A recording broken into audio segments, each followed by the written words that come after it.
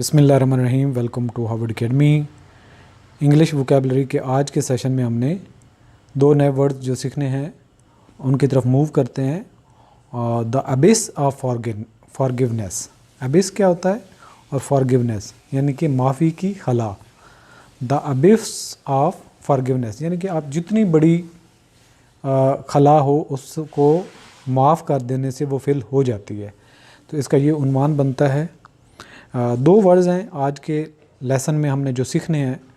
पहला वर्ड है अबिस, ABYSS, खला। दो पॉइंट्स हैं और उनके दरमियान में जितना कैज में स्पेस है, ये सारी स्पेस, इसको हम क्या कहते हैं, खला, और इसको क्या कहते हैं, अबिस। दूसरा वर्ड है एक्सीड, रज़ा करना या एक्सेप्ट करना। एक्सेप्ट, एक्सीड मानी रज़ामंद होना, एक्सेप्ट कर लेना। तो दो वर्ड्स हैं, अबिस जिसका मानी है खला या गैप, और एक्सीड के मानी होते हैं एक्सेप्ट करना, मान लेना। सो ये दो वर्ड्स हमने इस स्टोरी में सीखने हैं। मूव करते हैं। वंस अपॉन अ टाइम, एक दफ़ा का जिक्र है। इन आ ट्रैंक्विल विलेज, एक पुरसकून गांव में, नेस्ल्ड अमिड्स्ट रोलिंग हिल्स, जो कि घिरा हुआ था, अमिड्स्ट दरमियान में, रोलिंग हिल्स यानी कि घूमती हुई पहाड़ियों, यानी कि गोल पहाड़ियों के दरमियान में एक गांव था। There lived a wise and kind hearted women, उस गांव में एक रहमदिल औरत रहती थी, नेम्ड फातिमा, जिसका नाम फातिमा था। She was known far and wide for her ability to exceed. She was known, वो जानी जाती थी, फार एंड वाइड, दूर दराज तक, फार हर एबिलिटी, अपनी काबिलियत की वजह से, टू एक्सीड, कि वो मान लेती थी, to the feelings and needs of others, यानी कि जो वो मान लेती थी या एक्सेप्ट कर लेती थी दूसरों के एहसासात को, ज़रूरतों को, यानी कि दूसरों की मजबूरियों या जज्बात को वो समझती थी। अब इसका सादा अल्फाज में बनता है। And her heart was a deep as the abyss itself, और उसका दिल इतना गहरा था जितनी खला हो। तो अबिस का मानी खला। And her heart was as deep as the abyss itself, कि उसका दिल इतना गहरा था जितनी खला हो।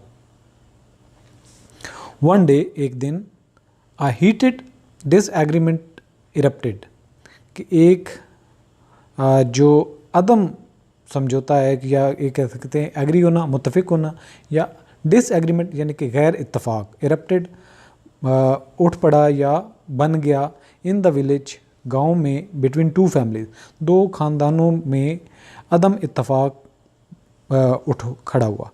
The Alis and the Khans, ये दो फैमिलीज़ जो अलीज़ और खान्स के नाम से पहचानी जाती थी। The dispute revolve around a piece of fertile land, ये जो झगड़ा था ये घूम रहा था या वजह बना एक ज़रखेज़ ज़मीन के टुकड़े की वजह से। A source of livelihood for both families, और ये ज़मीन का ज़रखेज़ टुकड़ा दोनों फैमिलियों के लिए, दोनों ख़ानदानों के लिए रोज़गार का ज़रिया था या ज़रिया मुआइश था। The tension escalated to the point, और ये परेशानी या फिर लड़ाई झगड़ा इस हद तक बढ़ा, टू द पॉइंट, इस हद तक चला गया, where the entire village was divided, जहाँ पे पूरा गांव तकसीम हो गया। And the abyss of anger and resentment grew wider with each passing day, और उनके दरमियान में गुस्सा और नफ़रत इस हद तक बढ़ती गई, और वो हर आने वाले दिन उसकी जो वुसअत है वो और भी बढ़ती जा रही थी, उस गुस्से की और नफ़रत की। Fatima who had witnessed the unity, Fatima जिसने हमेशा देखा था इत्तफाक एंड हारमनी और हम आहंगी of the village for years, कई सालों से उसने गांव में हम आहंगी और इत्तफाक देखा था। Could not bear to see her community torn apart, वो ये बर्दाश्त ना कर सकी कि उसके गांव के लोग अपने से अलग हो जाएं। She decided to step in, उसने तहिया किया कि वो इसमें आएगी। And try to bridge the abyss, कि वो इस try to bridge the abyss, कि वो इस खला को पुर करेगी ऑफ कन्फ्लिक्ट, जो ये झगड़ा है, दैट हैड इमर्ज, जो अभी ज़ाहिर हुआ था, शी अप्रोच्ड बोथ फैमिलीज़, उसने दोनों ख़ानदानों के पास गई, urge them to set aside their differences, और उसने उनसे रिक्वेस्ट की कि वो अपने तफर्रुकात या जो अपने जो डिफरेंसेस हैं, यानी कि जिस बात पे वो एग्री नहीं होते, उनको अलग अलग रखें या उनको सेट असाइड, उसको दूर कर दें, and find a peaceful solution, और इस मामले का एक पुरअमन हल तलाश करें। At first the Alis and Khan were unwilling to accede to the फातिमा's प्ली। शुरू में अलीज़ और ख़ान दोनों जो फैमिलीज़ थीं वो कायल नहीं थी कि वो कबूल करें जो फातिमा ने दरख्वास्त की। Their anger and pride acting as barrier, उनका गुस्सा और गरूर ये एक जो आड़े आ रहा था टू रेजोल्यूशन के किसी मसले का हल जो हो सके। बट फातिमा अनवेवरिंग कंपैशन, लेकिन फातिमा का गैर मुतज़लज़िल जज्बा जो था हमदर्दी का, and patience began to chip away, और उसका जो एक सब्र था उसने शुरू कर दिया to chip away at the walls, जो दीवारें थीं that had formed between them, जो उनके दरमियान में नफ़रत की दीवारें बनी हुई थी वो ख़त्म होना शुरू हो गई, पिघलना शुरू हो गई। शी ऑर्गेनाइज्ड अ गैदरिंग, उसने एक इज्तिमा इकट्ठा किया, where both families could voice their grievances, जहाँ पे दोनों ख़ानदान अपने दुख या अपनी जो रिजर्वेशन है वो कन्वे कर सकते थे, अपनी आवाज़ उठा सकते थे, ओपनली एंड विदाउट जजमेंट, कि बगैर किसी फैसला के डर के।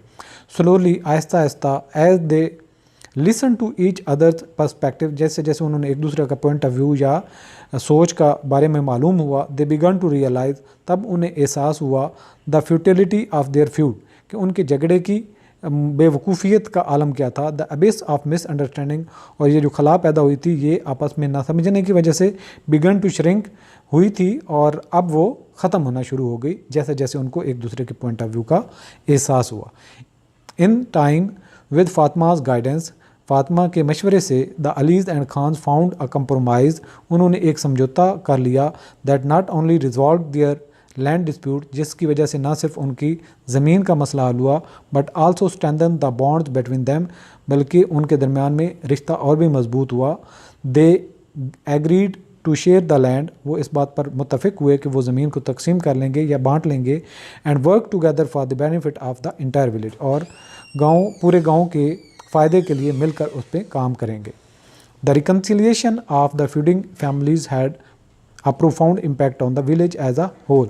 इस झगड़े और जो ये सुलह थी जो दो ख़ानदानों के दरमियान झगड़े की वजह बनी, इसने एक गहरा असर गांव के लोगों पर छोड़ा।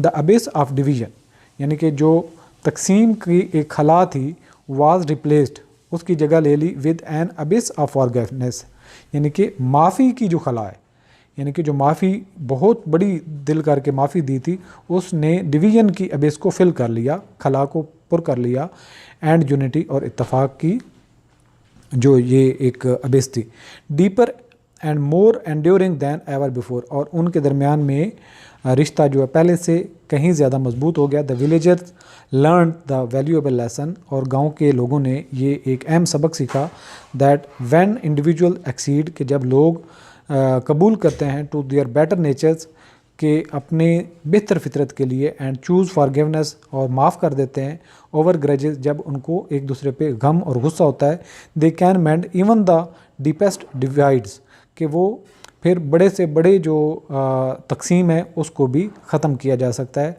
मसाइल का हल तलाश किया जा सकता है। सो हमें इस मोरल ऑफ स्टोरी क्या है, हमें इस कहानी का जो मरकज़ी या फिर एक इखलाकी सबक मिलता है, फातिमा's ability to accede the importance of forgiveness, कि जो फातिमा की काबिलियत थी, जो वो कबूल करती थी माफ़ी को, एंड इत्तफाक एंड यूनिटी, इत्तफाक को, हेल्प ब्रिज, इसने मदद की कि वो खलापुर करे, यानी कि ब्रिज करे, दो किनारों के दरमियान में रास्ता बनाए। द अबिस ऑफ कन्फ्लिक्ट, यानी कि जो एक झगड़े की खला था इन हर विलेज, अपने गांव में, टीचिंग एवरीवन, हर एक को इससे सबक मिला, द पावर ऑफ कंपैशन, के जो रहम दिली या हमदर्दी की कितनी पावर है एंड रिकन्सिलिएशन और समझौते की, और जब आप सुलह करते हैं या फिर हमदर्दी रखते हैं तो उसका कितना बड़ा असर होता है, ये गांव के लोगों ने रियलाइज़ किया। जो फातिमा का एक यकीन था कि जो नफ़रत की खला है उसको माफ़ी की खला से पुर किया जा सकता है। सो हमारे पास दो वर्ड थे, अबिस और एक्सीड। अबिस का मानी खला और एक्सीड का मानी कबूल करना। सेम मीनिंग रखने वाले वर्ड अबिस के कैज, गल्फ, वॉइड और डेप्थ, जबकि कबूल करना एक्सीड, इसके सेम मीनिंग है एग्री, कॉन्सेंट, कॉन्कर, कंप्लाई। जबकि अब इनके एंटोनिम भी देख लेते हैं मुखालिफ मीनिंग वाले। अबिस का मानी खला। अब समिट सुकड़ा हुआ, पीक चोटी पे, पिनेकल अलग एक जिसकी हाइट होती है, जिनत उरूज।